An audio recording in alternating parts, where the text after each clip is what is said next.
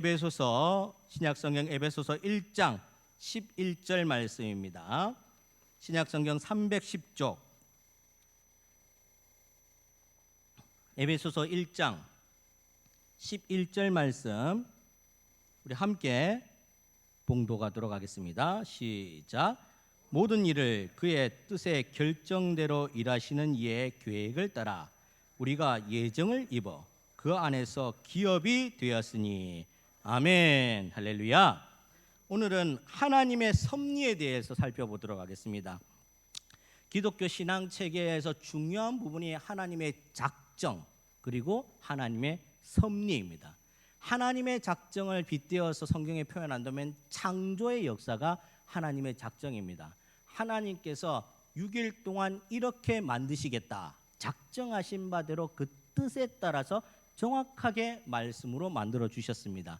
반면에 섭리라는 것은 이 작정 하나님의 계획이 어떻게 운영될 것인가 이 부분에서 또한 여러 가지 개입이 있는 것이 아니라 오로지 삼위 하나님의 운영 원리에 따라서 운영되게 되어 있다. 이것을 가리켜서 섭리라고 이야기합니다. 그래서 우리 아버지 하나님을 섭리의 하나님이다라고 말씀을 하는데 이 섭리의 하나님에 대해서 잘 이해하면 이해할수록 우리의 신앙이 굉장히 깊어질 수가 있습니다. 하나님과 돈독한 관계를 잘 맺을 수 있다라는 겁니다. 반면에 섭리의 하나님을 우리가 잊어버리고 산다면 그냥 나이롱 신자 될 가능성이 참 많습니다. 예를 들어 이렇습니다. 기복신앙이 그렇다라는 겁니다. 오늘 교회를 안 가니까 몸이 찌뿌둥해요. 오늘 교회를 빼먹고 안 가니까 이상하게 마음이 두려워요. 이게 기복신앙입니다. 무슨 말인지 알겠습니까? 하나님 앞에 나오는 것이 당연하고 하나님 앞에 열심히 예배드리고 하나님 좋아하시는 일을 하는 건 맞지만 요걸 빌미로 해서 내가 혹여 벌받지는 않을까, 내가 혹여 잘못되지는 않을까라고 잡스러운 생각이 들어가면 잘못되는 겁니다. 자, 섭리의 하나님은 그런 분이 아니시라는 겁니다. 쉽게 말해서 우리 소인배와 대인배를 예를 들면 뭐 조금은 적절할 것 같습니다. 마음이 속 좁은 사람 있잖아요. 뭘 하는데 자꾸 밴댕이 소갈딱지처럼 뒤틀어요. 오징어를 석쇠에 올려놓으면 막 이래요. 속 좁으신 분이 뭘 하면 자꾸 이렇게 돼요. 근데 뭐 가진 건 별로 없지만 대인배가 있어요. 그래 살아. 내가 낼게. 가진 건 없어요. 해라. 합시다. 해봅시다. 이런 분들도 있다라는 겁니다. 하나님을 자꾸 불판 위에 올려놓은 오징어처럼 디비 쪼는 분으로 생각하면 안 된다라는 겁니다. 하나님 대범하신 분입니다. 하나님이 전지전능하신 하나님입니다. 그 전지전능하신 하나님의 일들은 소인배와 속 좁은 사람들이 하는 일과는 틀립니다. 그러니 섭리의 하나님을 깊이 있게 알아가면 알아갈수록 내 신앙의 깊이도 자꾸 깊어진다는 겁니다. 여러분들 물이 깊은 데에 있으면은 이 안 깊은 데는 요 물가에 안에 다 보이지 않습니까?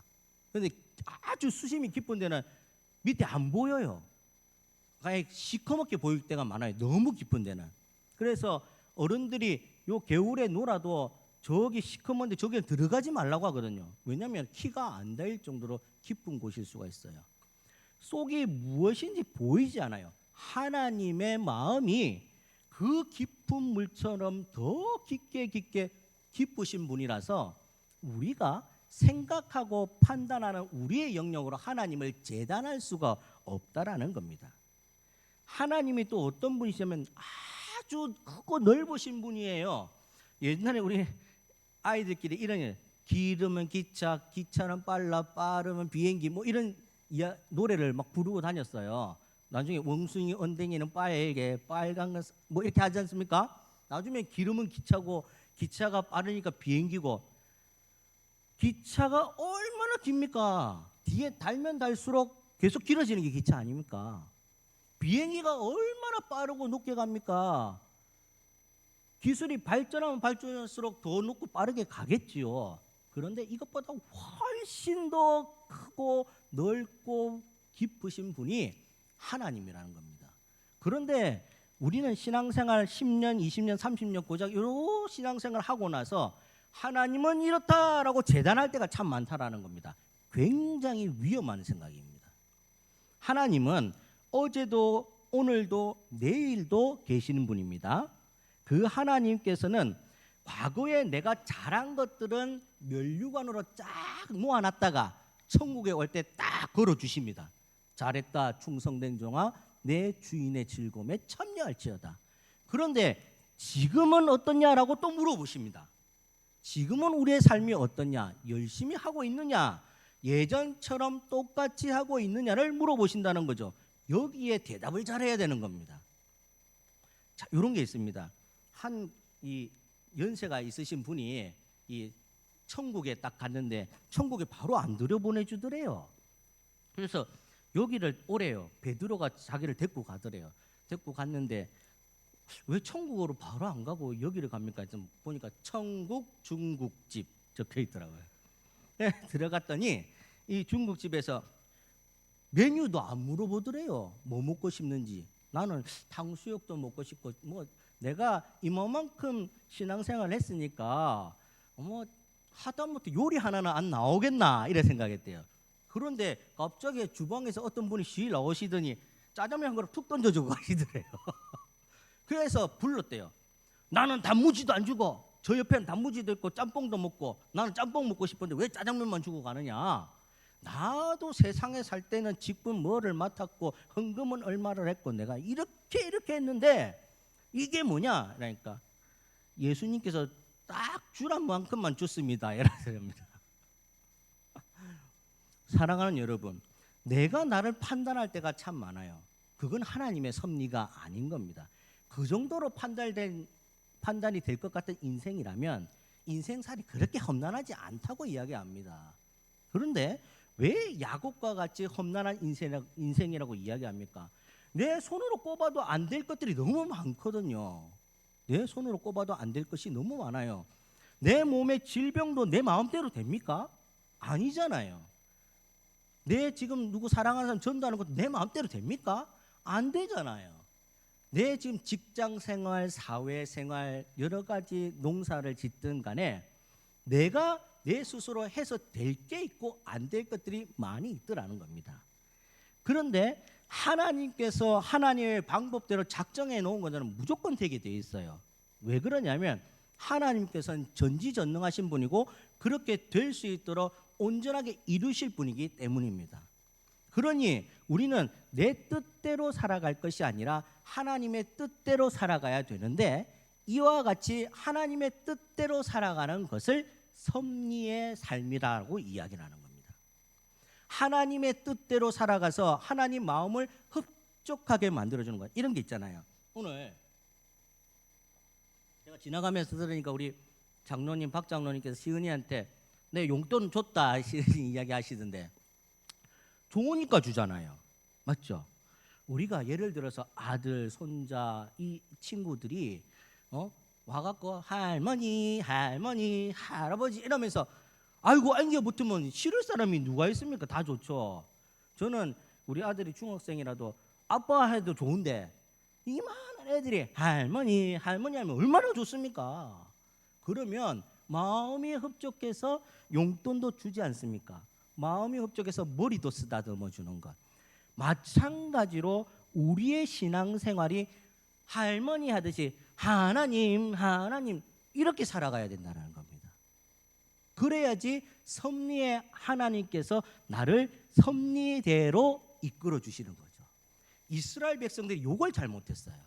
이스라엘 백성들이 홍해에서 건져내기 전에 애굽에서 종살이 할 때는 나 못 살겠습니다. 여기서 죽을란가 봅니다. 이렇게 어떻게 살겠습니까? 해서 건져내서 홍해 바다를 기껏 건너왔더니 아이고 뭐 이제는 뭐 배째라는 것도 아니고 밥 달라고 아우성이고 물 달라고 아우성이고 난리. 저녁에는 춥다고 낮에는 덥다고 걸어갈 때는 발이 아프다고 그렇게 아우성해야 돼요. 이스라엘 백성들이 하나님한테 아우성치기 전에 하나님 했으면 하나님께서 우리 손주들 안아주듯이 팍 안아서 대문이 잘 안 해주겠습니까? 그런데 섭리의 하나님을 잘못 안고로 그렇게 불순종해서 우여곡절과 여러 가지 힘든 일들을 겪고 결국에는 40년에 걸려서 가나안 땅에 들어가게 되더란 겁니다. 그런데 섭리의 하나님을 보시기 바랍니다. 40년을 그렇게 왔으면 의복도 다 떨어지고 신발도 거짓골을 하고 그렇게 들어가야 되는데 떵떵거리고 가나안 땅 들어갔습니다. 성경 말씀에 의복과 신발이 헤어지지 않았다고 했습니다. 맨날 새 신발 사줬다는 거죠. 맨날 새 옷을 입혀줬다는 겁니까? 제가 생각하기로는 그분들도 그 사막길 걸어가면서 뭐 세탁기를 돌리고 뭐 쇼핑센터에서 옷을 사고 못했을 거예요. 옷을 겨우 만들어 입고 헤어진 거 꼬매서 입더라도 신발도 뭐 만들어 입고 간의 수공은 안 했겠습니까? 그러면서 신고 입고 갔던 의복이 헤어지지 않았다는 것은 지금의 현실로 봤을 때는 불가능한 일입니다. 하나님께서 헤어지지 않도록 뭔가 끈끈이를 붙여놨든지 재료에다 뭘 심었든지 하나님께서 하지 말라고 이야기를 했든지 좌우당간 하나님의 역사 없이는 불가능한 일들이 그들에게 벌어져서 끝내는 40년 광야 끝에 가나안 땅에 떵떵거리고 들어갔다는 겁니다. 이게 바로 섭리의 하나님입니다. 하나님은 작정했기 때문에 가나안 땅에 넣어주겠다 했기 때문에 무조건 넣어주는 겁니다.